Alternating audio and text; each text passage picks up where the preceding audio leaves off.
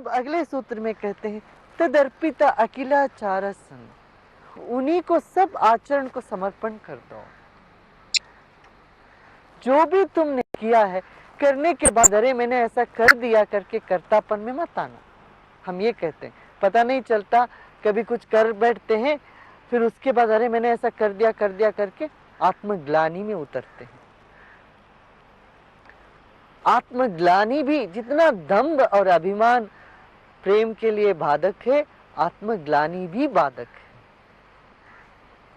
गुरु होते हैं इसीलिए जिनके पास जाके तुम सब आत्मग्लानि को बहा दो, सब तरह की अभिमान को बहा दो। अभिमान तो टिकता ही नहीं गुरु के सामने, टिक ही नहीं सकता, ना दंभ टिकता है ना अभिमान टिकता है। आत्मग्लानि जो टिक जाएगा तुम्हारे भीतर, उसको भी गुरु के पास जाके समर्पण कर दो, वो हो जाता है। ज्ञानी के पास जाके समर्पित कर दो। तदर्पिता अखिलाच, भगवान को समर्पण कर दो। आत्मग्लानि यदि होवे, और काम क्रोध अभिमान को भी उनके साथ जोड़ दो। कामना उठी तो उसी की कामना करो। जब उसी की कामना हो जाती है और कामना कुछ रह नहीं जाता। गुस्सा करना हो तो उसी पर करो, और किसी से करके क्या लेना देना है, करना तो उसी पर करो। क्रोध भी उसी पर करो, कामना भी उसी की हो, और अभिमान भी उसी का करो। ऐसा अभिमान करो ताकि तुम उसके हो, मालिक तुम्हारा है, दुनिया का मालिक तुम्हारा है, तो तुम्हारा अभिमान की कोई आरा पार है, कोई सीमा है? अभिमान को भी इतना बृहद रूप दे दो, प्रेम बच जाता है। प्रेम की मौत होगी नहीं फिर, तभी प्रीत पुरानी होती है। अक्सर लोगों का प्रेम जो है ना पुरानी नहीं होती, वो तो ताजा ताजा रहता है और जल्दी मर जाता। 2-4 दिन प्रेम हुआ, बस 5वें दिन वो खत्म हो गया। प्रीत पुरानी होनी हो, जन्म जन्मों तक प्रीत यदि चलना हो, तो काम क्रोध अभिमान उसी से करो। औरों से करके तनाव से भरोगे, उससे करोगे तो भक्ति में बढ़ोगे। सीमित दृष्टिकोण से काम भी, क्रोध भी, मोह भी, अभिमान भी तुम्हें थका देगा। तुम थक जाओगे, तनाव से भर जाओगे, क्षीण होने लगोगे। मगर वही क्रोध, वही कामना, वही अभिमान उस विराट से करोगे तो फिर तुम और फलपोगे। त्रिरूप भंग पूर्वकम नित्य दास्य नित्य कांता भजनात्मकम प्रेमम कार्यम प्रेमैव कार्यम। त्रिरूप भंग पूर्वक, ये जो 3 तरह का प्रेम है ना, त्रिरूप, 3 रूप का है। सात्विक, राजसिक, तामसिक प्रेम। इनसे परे भी एक प्रेम है, वह भक्ति है, पूर्ण है, और इन तीनों को समेटा हुआ है उसने। त्रिरूप भंग पूर्वकम नित्य दास्य नित्य कांतात्मक, 2 तरह का प्रेम मुख्य है। एक तो दास का भाव, आप मालिक हो मैं दास। दूसरा सखा भाव, कांता, कांता भाव। सखा भाव हो या दास भाव हो, इन 2 ही भाव में निकटता है।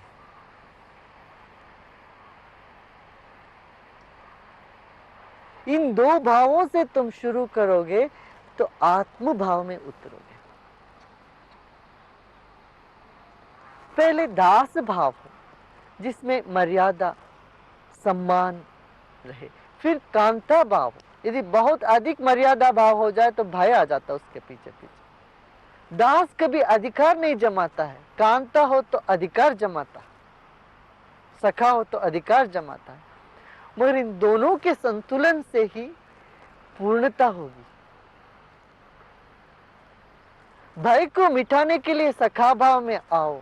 नित्य कांता भजनात्मकम, इस तरह से भजो, इस तरह से भाग लो उसके साथ। भजना माने क्या? उसके साथ भाग लेना, उसके साथ एक होना। कैसे?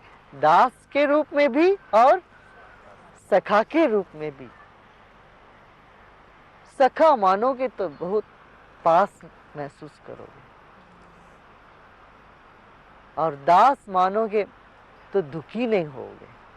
दास कभी उदास नहीं हो सकता। सखा उदास हो जाता है कभी, अरे मेरा सखा ने मेरे को देखा नहीं, मेरे से बात नहीं किया। सखा सखी, सखा सखी के बीच में जो तकलीफ है वो दास भाव उसके साथ जरा सा मिल जाए तो मिट जाएगी। एक दूसरे का दास, ऐसा नहीं तुम मेरा दास हो, तुम मेरा दास हो तो उदास ही है, तो मेरा दास नहीं होगा, उदास हो जाएगा। सखा उदास हो सकता है, दास नहीं। तो नित्य माने कभी कभी नहीं, रोज रोज दास भाव और सखा भाव में भजन करते हुए प्रेम कार्यम प्रेमैव कार्यम, प्रेम ही करना है, प्रेम ही करना है और कुछ नहीं करना है। भक्ता एकांतिनो मुख्य। अगला, अच्छा हम दास होते हैं, कई लोगों के दास हो जाते हैं तब नहीं काम। सखा होते हैं, सबके सखा है, ये नहीं होता है। पहले तो एक का ही सखा हो जाओ, जब तुम एक हो जाओगे फिर सबके सखा हो जाओगे। जब तक तुम एक नहीं हुए तब तक एक का ही सखा बनो और एक का ही दास बनो। इसलिए कहते हैं अन्यथा शरणम नास्ति त्वमेव शरणम मम तस्मात् कारुण्य भावेन रक्ष रक्ष महेश्वर। जब प्रणाम करते हैं कहते हैं भगवान मैं सिर्फ तेरे शरण में आता हूं।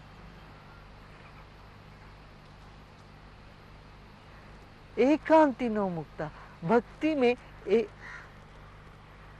एक दृष्टि को, एक जिसको कहते हैं ना वन पॉइंटेडनेस, एकांतता और एकाग्रता आवश्यक है, वह मुख्य है। भक्तों में भी वो और मुख्य, जिसका लगन एक तरफ से लग गया, बस इधर उधर भटकने की कोई संभावना ही नहीं। भक्ता एकांतिनो मुख्यः कंठावरोध रोमांचाश्रुभिः परस्परं लापमानः पावयन्ति कुलानि पृथ्वीं च।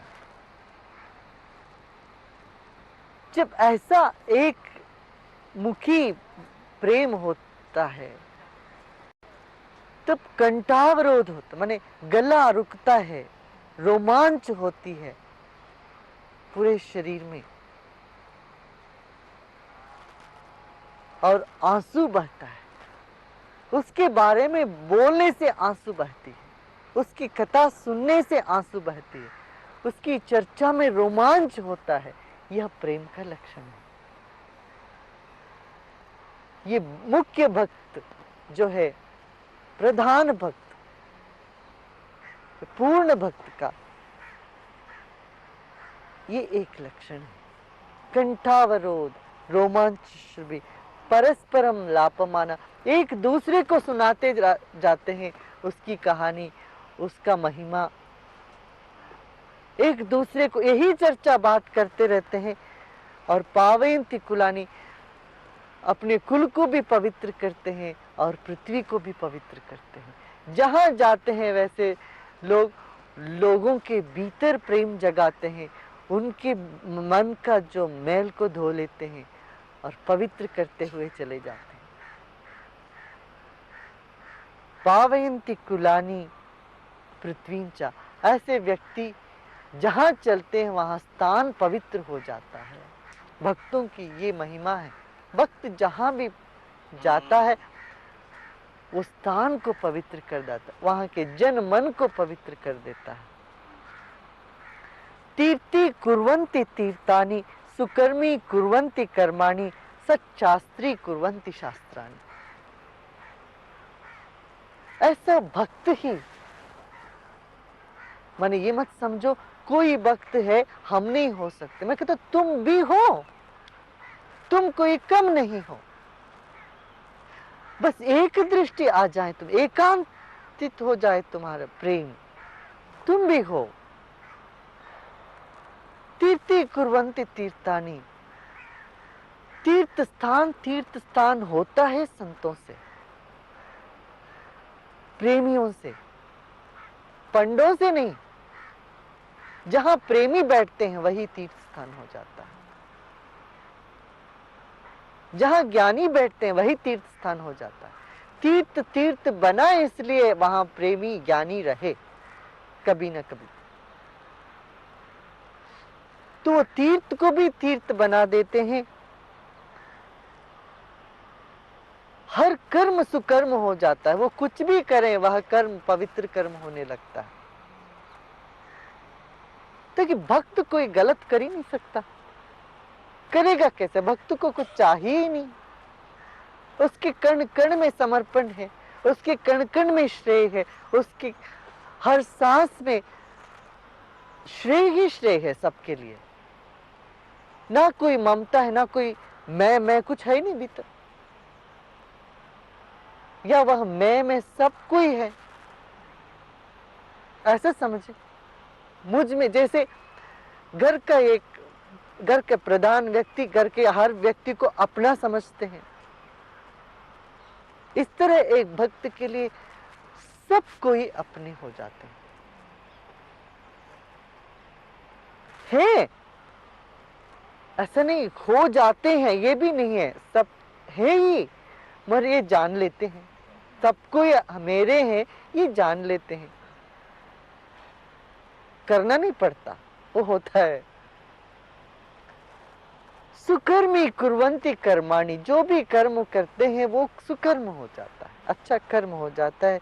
सच्शास्त्री कुर्वन्ति शास्त्राणि, शास्त्रों को वो सच्चा शास्त्र बना देते हैं। मगर जो सुना है लिखा है उसको प्रमाणित कर देते हैं। जीवन में उतरे शास्त्र तभी वो सच्चा शास्त्र हुआ। जो किताबों में रहा सिर्फ तब तक वो सच्चास्त्र नहीं हुआ। सच शास्त्री कुर्वन्ति शास्त्राणि, शास्त्रों को जीवन में उतार लिया है तब वो शास्त्र की महिमा बढ़ गई। भाई एक होता है अज्ञानी का लक्षण ये है, अज्ञानी समझता वस्तुओं से उसका खुद का मूल्य बढ़ जाएगा। मेरे पास गाड़ी हो तो मेरा मूल्य बढ़ जाएगा, ऑडी हो तो मेरा मूल्य बढ़ जाएगा, बेंज कार हो मेरे पास, मेरा महत्ता बढ़ जाएगी। तो वो अपना मूल्यांकन वस्तुओं से करते हैं। ये अज्ञानी का लक्षण है। ज्ञानी से वस्तुओं की महत्ता बढ़ती है। अब एक चप्पल गांधी जी पहने, महात्मा गांधी जी, तो उसका मूल्य बढ़ गया। वो वैसे पुराना चप्पल है, फटी, वो फटा हुआ चप्पल है, साबरमती आश्रम में रखी हुई है, मगर उसका महत्व इसलिए बढ़ गया। वो एक छोटी सी लोटा, वो लोटा में क्या है, मगर वो महात्मा गांधी ने उसको इस्तेमाल किया, उसका महत्व बढ़ गया। व्यक्ति से वस्तुओं का महत्व बढ़ जाना ज्ञानी है। ये ज्ञान का लक्षण है। तुम जिस पर बैठते हो, जहां उठते हो, जहां खड़े होते हो, उससे उन वस्तुओं में एक चमक, एक महत्व आ जाती है। बुद्ध बोधि वृक्ष के नीचे बैठे तो वो बोधि वृक्ष को महत्व दे दी। बोधि वृक्ष से बुद्ध को महत्व नहीं मिली। इस तरह से शास्त्रों के जीवन, उनका जीवन होने के नाते शास्त्र को भी सच्चा शास्त्र कर दिया। शास्त्र यही है, जीवन का ही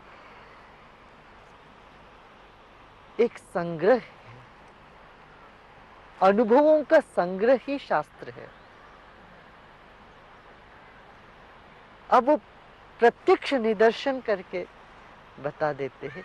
भक्त तन्मयाः, उनके कण कण में वही है, प्रेमी के कण कण में प्रेमास्पद है। जिसके प्रेम में वो पड़ गए उन्हीं से वो भर गए पूरा। तन्मयाः, उन्हीं से भरने के नाते ये सब होता है। ये शरीर जो 5 तत्वों से बनी है, पंचभूतों से बनी है, ये क्या है? ये उसी की है, ये शरीर उसी का है। जब ये जान लिया शरीर उसी का है, इसके भीतर जो मन है वो भी उसी का है, और जानने की शक्ति भी उसी का है, और मैं रहा कहाँ, वही है वही है वही है। जब हर क्षण में उसी का है स्मरण है, वो स्मृति भी उसी का है, स्मरण शक्ति भी वही है, तब तन्मया कहते हैं, वही है, उसके सिवाय कुछ है ही नहीं। हम जो भी प्रशंसा सुनते हैं किसी से, वह सब प्रशंसा उसी की है, या गाली सुनते हैं वो गाली भी उसी की है। इस तरह से हर तरह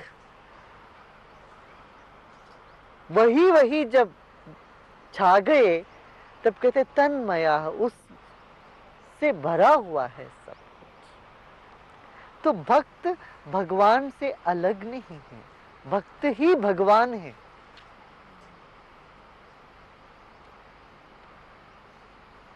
भगवान को खोजने मत निकलो, भक्तों को खोज लो, बस भगवान मिल ही गए। और भक्तों को भी खोजने मत जाओ, तो तुम भी तो भक्त हो। अच्छा, भक्ति की खोज ही भक्त है ना। जिसने भक्तों को खोजने लगा वह खुद ही भक्त हो ही गया उसी वक्त।